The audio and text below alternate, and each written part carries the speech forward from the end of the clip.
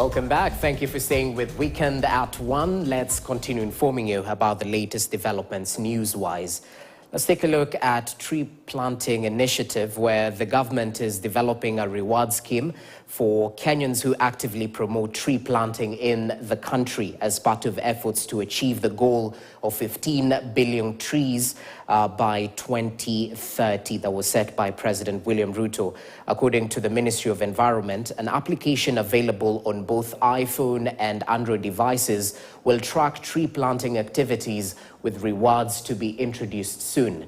Meanwhile, the Kenya Forest Service has urged Kenyans to take advantage of the upcoming rainy season to plant trees, while ecopreneur Isaac Kalua Green is encouraging Kenyans to turn their birthdays into tree planting days. If you take the responsibility that you must take, it's going to change our world. We shall also try to create employment to our people. So it is important that we create a job by doing restoration. We have an application. It's called Jazamiti. You can download it on your iPhone or any other Android phone that you have. And you just need to register.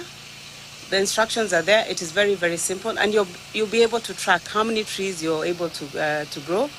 And this now will be you'll be recognized in terms of a contribution.